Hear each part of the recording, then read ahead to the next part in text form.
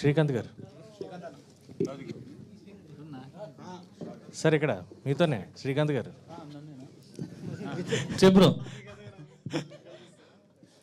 So home town అంటే మన సొంతూరు మనకి ఎప్పుడు కూడా ఒక గుర్తు ఉండిపోతుంది. సో మీకు ఆ మెమరీ ఏంటి ఈ హోమ్ టౌన్ తీయడానికి? అండ్ రాజీవ్ గారిని మెయిన్గా ఎందుకంటే ప్రొడక్షన్ ఇదంతా కూడా అదే #90s అయినా డైరెక్టర్ మన we have the tinge of అది కనిపిస్తుంది మనకి శివాజీ గారి క్యారెక్టరైజేషన్లో ఆ డైలాగ్ డెలివరీ కానీ అలాంటిది కానీ. సో ఏంటి ఎందుకు అలాగా? అండ్ హోమ్ టౌన్ గురించి ఏం చెప్తారు? అంటే సొంతూరు ఎక్స్పీరియన్సెస్ ఏంటి మీకు? నా హోమ్ టౌన్ హనుమంతులగూడెం, నల్గొండ జిల్లా. నేను బీటెక్ చేయడానికి హైదరాబాద్ వచ్చిన, మాస్టర్ చేయడానికి సిడ్నీ వెళ్ళిన, ఫిలిం మేకింగ్ చేసిన. నేను వెళ్ళే ప్రాసెస్లో హోమ్ టౌన్ మిస్ అయ్యి ఉండే. ఇది ఒక థీమ్ బాగుంది కదా, ఇంత మటుకు ఎవరు చేయలేదు కదా ఆ ఎమోషన్ని అని దాని మీద అప్పుడు స్టోరీ రాసిన. రాజు సార్ని ఎందుకు అనుకున్నా అంటే ఫస్ట్ హోమ్ టౌన్ కథ రాసినప్పుడు ఫస్ట్ అనుకున్నది రాజు సార్ని. ఆ ఎమోషన్ కానీ అంటే త్రూ అవుట్ 5th ఎపిసోడ్కి వచ్చేటప్పుడు ఇంకా హై లెవెల్లో ఉంటుంది. యా అంటే నేను ఆహాకి చెప్పలేదు, ప్రొడక్షన్కి చెప్పలేదు, ఫస్ట్ రాజు సార్కి వెళ్ళి చెప్పిన. రాజు సార్ ఇని చేద్దామన్న తర్వాతనే ప్రాసెస్ స్టార్ట్ అయింది. రాజీవ్ గారు. హాయ్ అండి, ఐమ్ అంజలి. చెప్పండి అంజలి గారు, చెప్పండి. సార్ అంటే సిరీస్ మొత్తం చూడలేదు కానీ బట్ మీ క్యారెక్టరేషన్ విషయానికి వస్తే ఆల్మోస్ట్ ఫాదర్స్ అందరూ కొంచెం స్ట్రిక్ట్గానే ఉంటారు, చాలా స్ట్రిక్ట్గా ఉంటారు. బట్ మీకు ఈ క్యారెక్టరేషన్ చెప్పినప్పుడు లైక్ ఏ రకంగా మీకు ప్లస్ అవుతుందని అనుకున్నారు? బికాజ్ లవ్ స్టోరీలో మీ క్యారెక్టరేషన్ చూసినప్పుడు యాజ్ అ ఉమెన్గా యాజ్ అ గర్ల్గా చాలా కోపం వచ్చింది మీ మీద. అంటే కనిపిస్తే డెఫినెట్లీ ఆ క్యారెక్టరేషన్ కొట్టాలనుకున్నంత కోపం వచ్చింది. సో ఈ క్యారెక్టరేషన్ మీకు చెప్తున్నప్పుడు వద్దు సార్, ఇప్పుడు బాగుంది, ఇప్పుడు ఫాదర్ క్యారెక్టర్ చేశారు కాబట్టి it's really very lovely. But ఈ క్యారెక్టరేషన్ చెప్పినప్పుడు మీకు ఏ రకంగా ప్లస్ అవుతుంది అనుకున్నారు? బేసిక్గా ముందు అంటే క్యారెక్టరైజేషన్ ఆయన ఫస్ట్ చెప్పినప్పుడు ఏంటంటే, ఇంటికి వచ్చి చెప్పినప్పుడు ఒక న్యూట్రల్గా అంటే అటు ఇప్పుడు మీరు చూసిన దాంట్లో కొంచెం టింజ్ ఉంటుంది, ఏది కొంచెం కామిక్ టింజ్ ఉంటుంది మేము పర్ఫామ్ చేసిన దాంట్లో కూడా. కానీ ఆయన చెప్పినప్పుడు అది లేదు, అది సీరియస్ క్యారెక్టర్, చాలా సీరియస్ క్యారెక్టర్, చాలా ఆ పందాలోనే వెళ్ళాల్సింది. బట్ సమ్వేర్ నేనేమనుకున్నానంటే మొత్తం అంతా చెప్పిన తర్వాత క్లైమాక్స్ ఎపిసోడ్ ఒకటి ఉంది, మీరు ఇంకా 5th ఎపిసోడ్ చూడలేదు. 5th ఎపిసోడ్ చూస్తే ఆ కల్మినేషన్ పాయింట్కి మీకు అర్థమవుతుంది. ఈ ఫస్ట్ మీరు చూసిన 4 ఎపిసోడ్లు తాలూకు ఫన్ని అంతా అయిపోయిన తర్వాత ఒక చార్లీ చాప్లిన్ సినిమా చూస్తాం చూడండి, ఫస్ట్ నుంచి నవ్వించి ఏడిపించడానికి ఎలాగైతే చేస్తామో అలాగే 5th ఎపిసోడ్ క్లైమాక్స్ మీకు ఇంకో రేంజ్లో ఉంటుంది. Don't miss it. అది నాకు తెలిసి నేను అందుకనే ఏం చేసి అంటే నేను ఝాన్సీ గారు కొన్ని సీన్స్లో ఫస్ట్ డే ఆయన అలా వద్దు సార్ కొంచెం ఇలా సరే శ్రీకాంత్ గారు ఓ పని చేద్దాం, మీరు అడిగినట్టుగా ఒక పర్ఫార్మెన్స్ చేస్తా, నేను అనుకున్నట్టుగా చేస్తా, 2 మీరు పెట్టుకోండి, మీకు నచ్చితే పెట్టుకోండి లేకపోతే తీసేయండి ఎవరికైనా చూపించిన తర్వాత. మధ్యాహ్నానికి మా ఆన్లైన్ ఎడిటర్ పక్కన ఉండి నవ్వాడు మేము చేసిన దానికి. బాగుంది ఏదో అంటే మొత్తానికి ఆయన కూడా బాగుందా ఓకే అనుకొని మమ్మల్ని కొంచెం వదిలిపెట్టాడు. మేము కూడా అవుట్ ఆఫ్ ఆ బార్డర్ దాటేసి ఆ సర్కిల్ దాటేసి ఎక్కువ పర్ఫామ్ చేయలేదు, ఆ కొంచెం ఆ చిన్న ఏదైతే ఉందో ఆ ఎడ్జ్ దాటకుండా పర్ఫామ్ చేసాం. నాకు ఇది ఉంది ఈ క్యారెక్టర్లో నేను పర్ఫామ్ చేయడానికి అనేది నాకు అది తెలుసు కాబట్టి, పైగా ఎస్పెషలీ ఆ క్లైమాక్స్ పర్టికులర్ ఒక ఎపిసోడ్ ఉంది కాబట్టి అవన్నీ తెలుసు కాబట్టి ఐ టుక్ దట్ ఛాలెంజ్. బాగా చెప్పాడు, ఈయన చెప్పడమే స్క్రిప్టే చాలా ఎఫెక్టివ్గా చెప్పాడు కాబట్టి I took that challenge. Hello ma'am. Hi Anjali గారు. యాక్చువల్గా చాలామంది తెలియదు మ్యామ్, నేను ఒకటే ఇంటర్వ్యూ చేసిన మ్యామ్తోనే ఐ డ్రీమ్లో. Thank you so much ma'am. అడగండి. మ్యామ్ అనదు, అంజలి అనండి. First of all congratulations. And అంటే లైక్ రాజీవ్ కనకాల గారితో ఫస్ట్ డే స్క్రీన్ షేర్ చేసుకున్నది it's not an easy thing. So a scene చేస్తున్నప్పుడు you got emotional or else మీరు అలా ఇన్వాల్వ్ అయిపోయి ఉండడం కానీ ఆయన్ని చూసి మెస్మరైజ్ అవ్వడం లాంటిది ఏదైనా? జనరల్గా ఇది నేను క్వశ్చన్ అంటే లైక్ మీ లవ్ క్యారెక్టర్ చేసిన అమ్మాయి శ్రావ్యతో అడగాలి, బట్ సిన్స్ అడగకుండా రాజీవ్ కనకాల గారితో ఏ సీన్ చేస్తున్నప్పుడు యూఆర్ గాట్ మెస్మరైజ్డ్? పర్లేదు, మీరు మళ్ళీ అడగండి. ఆవిడని చూసినప్పుడు ఎక్కడ మెస్మరైజ్ అయ్యారని మళ్ళీ అడగండి. అంటే ఇప్పుడు నేను అన్ని క్వశ్చన్లు అడిగానంటే నన్ను వీళ్ళందరూ కొడతారు. ఎందుకు సార్ అలా?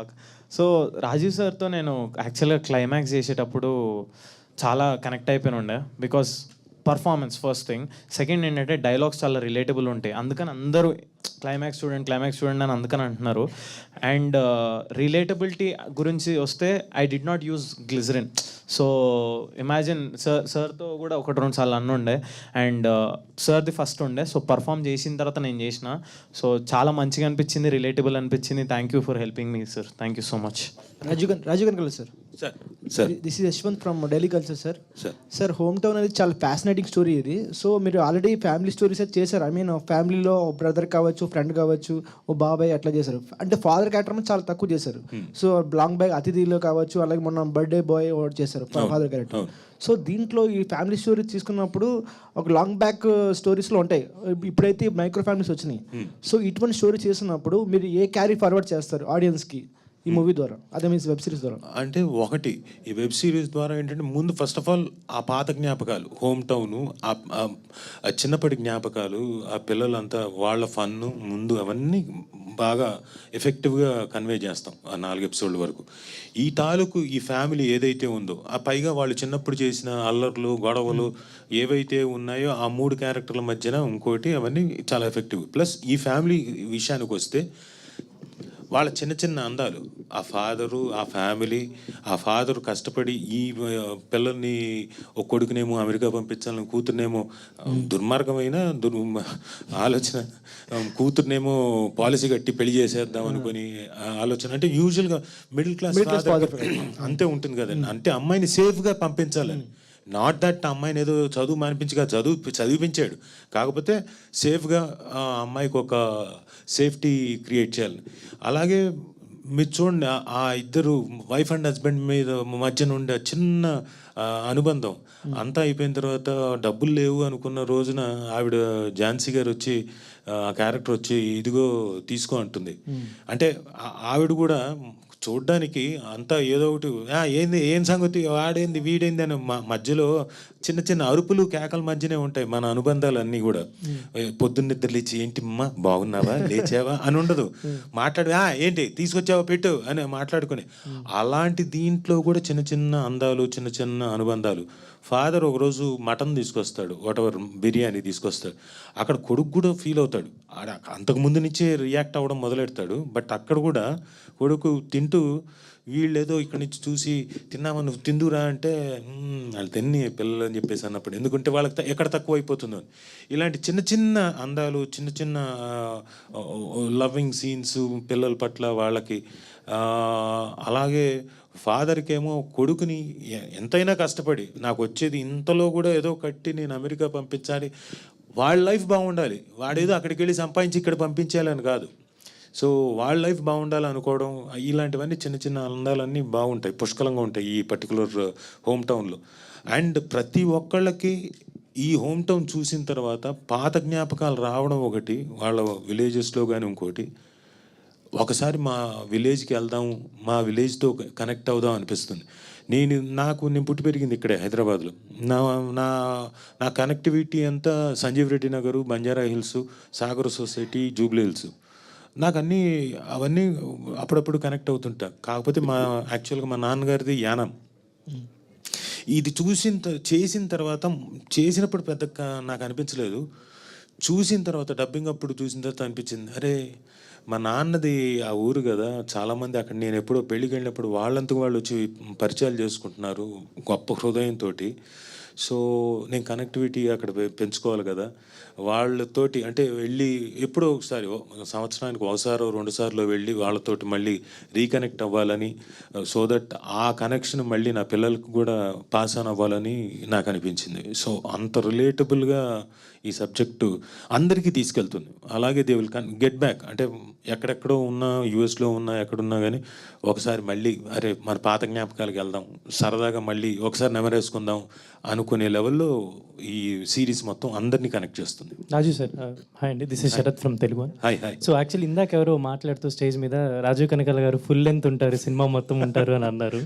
సో ఏంటి ఈ మధ్య మీకు వచ్చే రోల్స్ అన్నీ కూడా సగమే మీరు సినిమాలో ఉంటున్నారు, చనిపోయే క్యారెక్టర్స్ ఎక్కువ రాస్తున్నారు కదా, అంటే ఏమైనా అడుగుతున్నారా డైరెక్టర్స్ వచ్చినప్పుడు మీరు ఎంతవరకు ఉంటారు ఈ సినిమాలో అని మీరు ఫస్ట్ అడుగుతున్నారా, లేదంటే సరదాగా వచ్చిన వాళ్ళని అడిగేస్తున్నా, బాబు ఏంటి ఉంటున్నానా, తీస్తున్నారా, తీసేస్తున్నారా, ఏంటి ఒకటా రెండా, ఎలా కత్తా తాడా లేకపోతే గుద్దడమా, చెప్పేయండి, ఎందుకు అనవసరంగా డిస్కషన్ ఎక్కువసేపు వద్దని చెప్పి.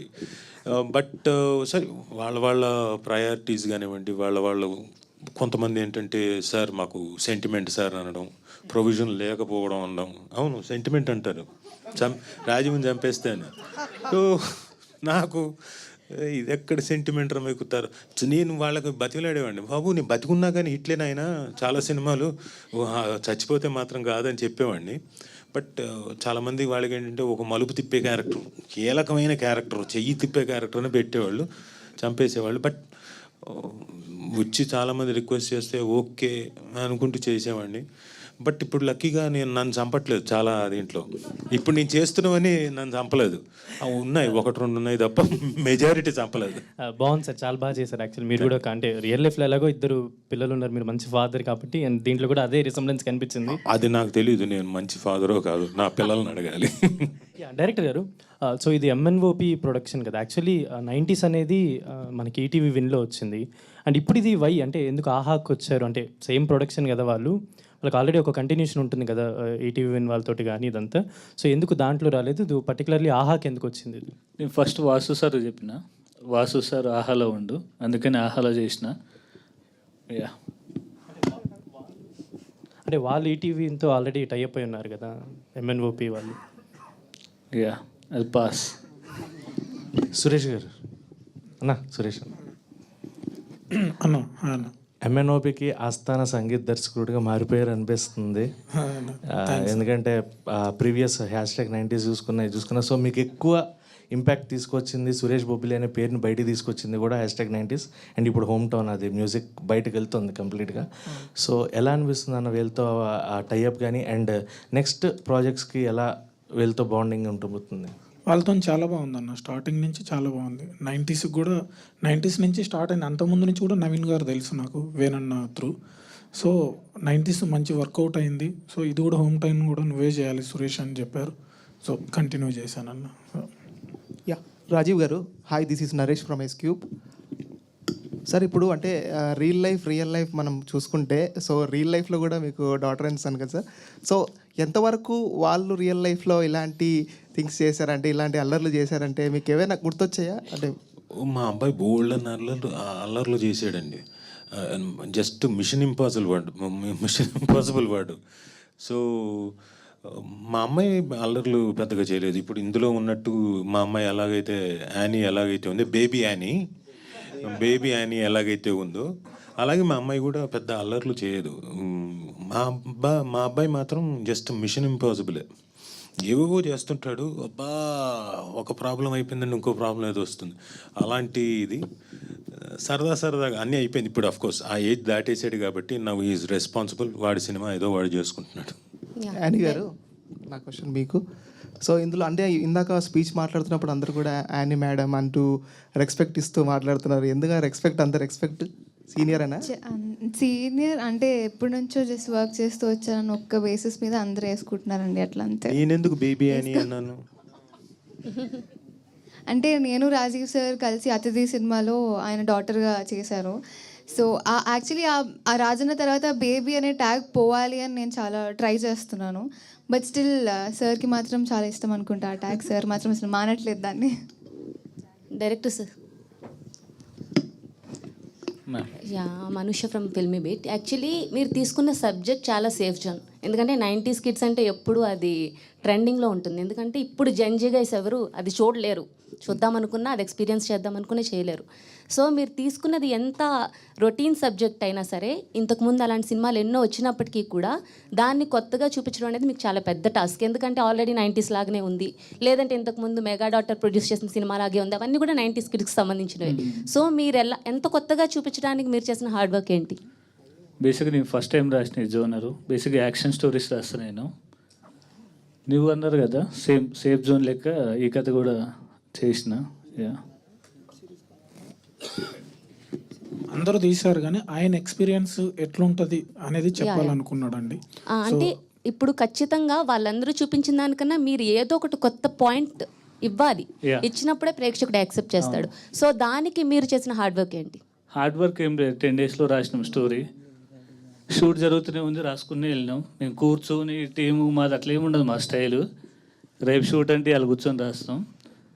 అంటే ఆల్రెడీ మా ఫ్రెండ్స్ లైఫ్లో లేకపోతే ఇప్పుడు వీడు కూడా రైటింగ్లో ఉండు, వాన్ ఫ్రెండ్స్ లైఫ్లో, వాన్ లైఫ్లో ఇట్లా రేపు షూటు, రేపు ఏ సీన్లు షూట్ చేయాలనో వేసుకొని నైట్ రాస్తాం. అంటే మా లైఫ్లో జరిగే స్టోరీ కదా ఇది. మేము కొత్త ఫిక్షన్ యాడ్ చేసి ఏదో ఇదంతా లేదు. సాయిరామ్ డైరెక్టర్ సార్, నాకు ఇది చూస్తుంటే 90స్కి సీక్వెల్లా అనిపిస్తుంది. ఏం అదే ఆ థింకింగ్ తోటే రాశారా మీరు? అంటే 90స్లో జరిగే స్టోరీ, బట్ ఇది హోమ్ టౌన్ అనేది. అంటే ఇప్పుడు మీరు కూడా ఎక్కడి నుంచి వచ్చి ఉంటారు, ఇక్కడ ఉన్న వాళ్ళందరూ డిఫరెంట్ స్టేట్స్లో లేకపోతే డిస్టిక్ నుంచి. ఇప్పుడు మనందరి స్టోరీ అనమాట. బేసిక్గా చూస్తే లాస్ట్ క్లైమాక్స్ వరకు తెలుస్తుంది. అవును, చాలా న్యాచురల్గా అనిపించింది. Thank you. కానీ 90స్లోనేమో కొంచెం వీళ్ళకంటే కొంచెం చిన్న పిల్లలు, అవును. ఇప్పుడు వీళ్ళేమో కొంచెం పెద్ద పిల్లలు. సో సీక్వెల్లా అనిపించింది నాకైతే. బేసిక్ ఇది నా స్టోరీ. ఇందా చెప్పినట్టు 90స్లో ఉండే ఆల్మోస్ట్ అందరికి ఒకటే స్టోరీ ఉంటుందేమో. బట్ దీంట్లో మెయిన్ థీమ్ ఏంటంటే హోమ్ టౌన్ నుంచి ఎవరైతే వస్తారో, అంటే మనకు అదొక ఎమోషన్ కదా హోమ్ టౌన్ అనేది. అది లాస్ట్ క్లైమాక్స్ వరకు చూస్తే మీకు తెలుస్తుంది ఏంటి డిఫరెంట్ అనేది. సాయిరామ్ బ్రో, హాయ్ బ్రో, ఇద్దరు బ్రో. Okay bro. అదే హలో బ్రో. అదే నిన్ను చూస్తే నన్ను నేను చూసుకున్నట్టని వీళ్ళందరూ అన్నారు. Thank you bro, thank you so much. Okay bro, first of all అంటే మీరు ఈ టైప్ ఆఫ్ మూవీ చేసేటప్పుడు మీ రియాలిటీలో ఎంతవరకు కనెక్ట్ అయ్యారు? అంటే మీరు ఏ టైప్ ఆఫ్ బుక్స్ ఇలాంటివి ఏమైనా చదువుతుంటారా? ఏ రకంగా? ఆయన బదులు నేనేమైనా మాట్లాడచ్చు కొంచెం? ఆయనకి బుక్స్ అవన్నీ చాలా ఉన్నాయండి, లైబ్రరీ చాలా ఉంది మొత్తం అంతా. కాకుండా ఆయనకి జస్ట్ తోక ఒక్కటి మాత్రం తక్కువ అండి. కాబట్టి అలా రిలేటబిలిటీ ఉంది, కనెక్టెడ్. మాట్లాడి ఇంకా. Thank you sir. ప్రజ్వల్ గారు, దిస్ ఇస్ కీర్తి. నేను ఇంకా మాట్లాడలేదురా. మాట్లాడు. అంటే ఇది మన హోమ్ టౌన్ వచ్చేసి 2003 నుంచి స్టార్ట్ అవుతుంది కదా. అప్పటికి నేను ఇంకా పుట్టలే. సో నాకంత అంటే స్వాతి బుక్ అనేది ఆ టైంలో మన ప్రజ్వల్ అన్ని టైంలో ఉంటుండేమో. కానీ మన టైంకి వచ్చేసి ఫోన్లో అది అట్లా నడిచిపోయండి. ఓహో, ఫోన్లో నడిచిపోయండి. సార్ సార్ అట్లా అంటే అది అట్లా ఫ్లోలో వెళ్తుండే బ్రో, అంతే. రియల్ లైఫ్ సమీర ఎవరైనా ఉన్నారా? సమీర్ బ్రో లేరు బ్రో, అట్లా అంటారు. చూద్దాం మేము ఫ్యూచర్లో. రాజీవ్ సార్, చెప్పండి. మీరు బాగా ఈ పర్టికులర్ సిరీస్లో మీరు బాగా కనెక్ట్ అయింది ఎమోషనల్ పరంగా అంటే ఏదని చెప్తారు మీ రియల్ లైఫ్లో? రియల్ లైఫ్లో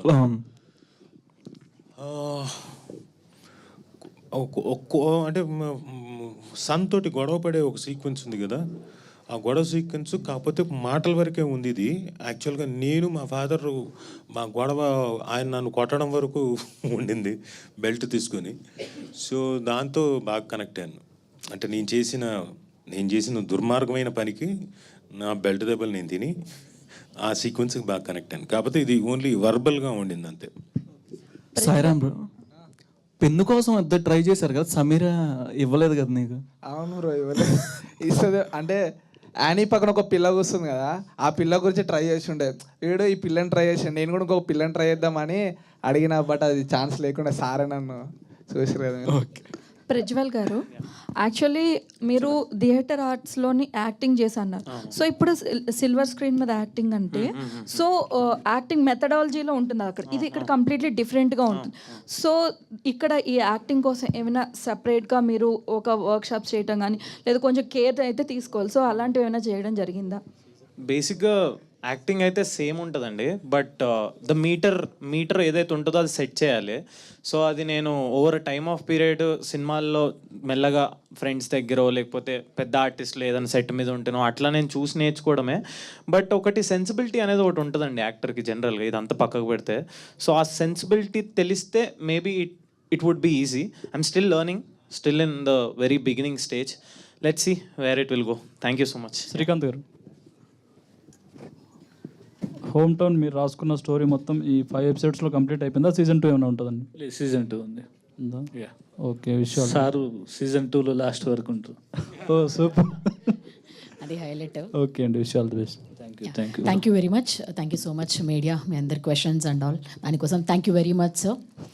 thank you and congratulations again మరో అద్భుతమైన సినిమాతో వచ్చినందుకు. మీకు ఎక్కడ నిజంగా ఇందాక అన్నట్టుగా ఫస్ట్ సినిమాలో అనిపించలేదు. థ్యాంక్ యూ వెరీ మచ్ అండి. All the very best to the entire team. Thank you. మీ పేరు? జ్యోతి అండి. జ్యోతి గారు, మీరు ఒకసారి ఇక్కడికి వస్తే సార్ మీరు ఇందాక మేము మా హోమ్ టౌన్ తరపు నుంచి వీఆర్ థ్యాంకింగ్ జ్యోతి గారు. థ్యాంక్స్ ఫర్ అద్భుతమైన యాంకరింగ్ చేసినందుకు, ఇంతసేపు భరించి మమ్మల్ని అంతా. మేము ఎప్పుడు లేదండి, నేను కూడా బాగా సోదేసినా కానీ చాలా మంది కూర్చొని ఎవరు మైక్ వదిలిపెట్టకుండా మాట్లాడినా కానీ ఓపికతో మీరు చేసినందుకు థ్యాంక్ యూ. లేదండి, ఎంజాయ్ చేశాను. అలాగే వెబ్ సిరీస్ చూసి కూడా ఎంజాయ్ చేశాను. Thank you very much. All the very best. Thank you. Yes, 4th stream అవుతుంది రేపటి నుంచి. అందరూ కూడా చూడండి. 5 ఎపిసోడ్స్ ఉండబోతున్నాయి అండ్ సీజన్ 2 కూడా ఉండబోతుంది. For more videos like this subscribe big TV channel.